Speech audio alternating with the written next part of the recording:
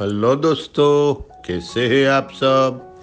मैं डॉक्टर हर्षद कामदार, मेरी channel share बाजार से करोड़पति में आप सबका स्वागत है। दोस्तों, आज हम देखेंगे चार्ट पर हेड एंड शोल्डर पैटर्न बने तो कैसे कमाए। दोस्तों, चार्ट पर स्टॉक प्राइस के ग्राफ पर अलग अलग आकृतियां जैसे double top, round bottom, head and shoulder आदि बनती हुई दिखाई देती है। सबसे पहले यदि हम चार्ट पर हेड एंड शोल्डर आकार बनाते हैं तो क्या होगा वो समझेंगे और देखेंगे। यह किसी भी शेयर की कीमत के समान रूप से बढ़ने और फिर उसके मूल्य सुधार से पहले का गठन है।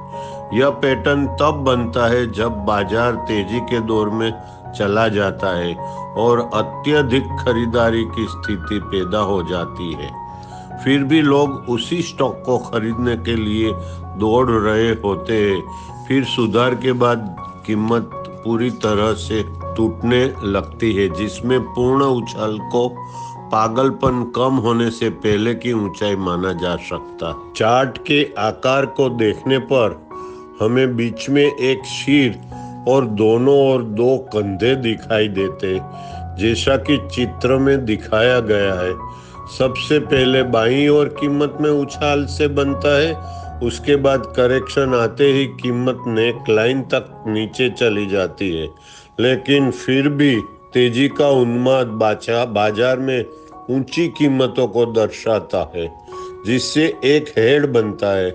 लेकिन धीरे धीरे जैसे ही उन्माद कम होता है, कीमत में गिरावट शुरू हो जाती है। लेकिन इससे पहले एक सामान्य उछाल दाहिने कंधे पर बनता है, बाद में कीमतें कम होने लगती है। इस प्रकार इस संरचना के चार मुख्य भागों को समझना आवश्यक है। पहला, बायां कंधा। जब कीमत बढ़ रही होती है तो पहला अप ट्रेंड होता है, इसलिए यह आरेख में बाएं कंधे जैसा दिखता है। दूसरा, सिर। जैसे जैसे तेजी का उन्माद जारी रहता है, कीमत फिर से बढ़ने लगती है और ग्राफ पहले की तुलना में ऊंचा हो जाता है, जो आंकड़े में एक शीर्ष प्रतीत होता है। तीन, दाहिना कंधा। सुधार चरण में एक छोटा सा उछाल होता है, क्योंकि कीमत वापस नीचे जाती है और फिर अंतिम सुधार में हिस्सा नीचे की ओर बढ़ना शुरू हो जाता है, इसलिए यह हिस्सा दाहिने कंधे जैसा दिखता है। चौथा, नेक लाइन। यह दोनों तरफ कंधे के ब्लेड को जोड़ने वाली रेखा है।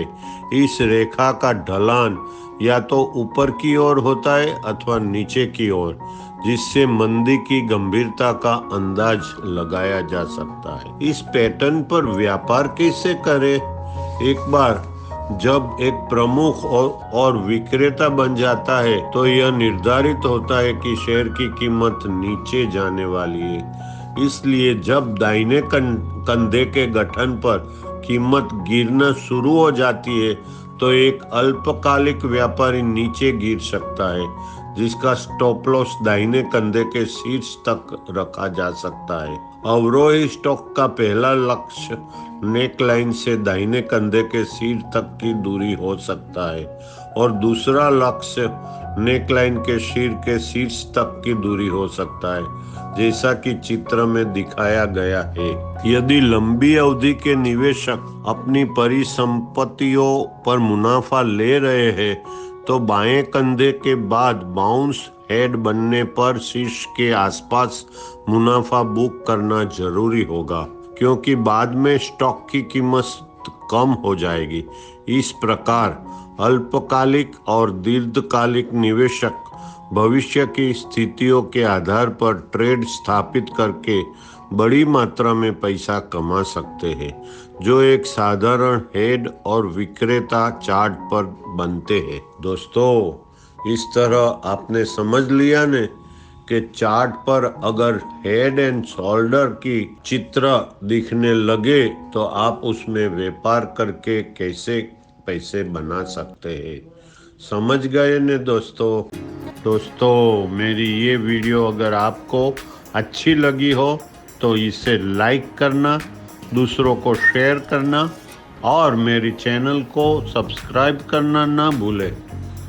कोई भी प्रश्न हो तो आप मुझे पूछ सकते हैं।